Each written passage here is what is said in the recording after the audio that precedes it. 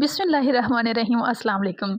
मैं सोच रही थी, और कभी कभी ऐसा होता है कि वो कहानियाँ ख़त्म हो जाती हैं जो कभी हमारी ज़िंदगी की सबसे खूबसूरत कहानियाँ हुआ करती थी।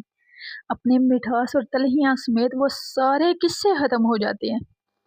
कभी कभी हमें एहतताम को कबूल करना पड़ता है, चाहे वो कितना ही तकलीफ दा क्यों ना हो। मगर सबसे मुश्किल बात पता है क्या है?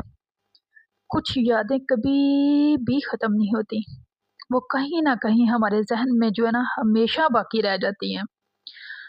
जो वक़्त की गर्द होती है ना वो उन पे पड़ जाती है तो लगता है कि जैसे याद नहीं है, लेकिन जब भी उन उससे रिलेटेड कोई भी बात हो, उसी टाइम सारी कहानी आँखों के सामने आ जाती है।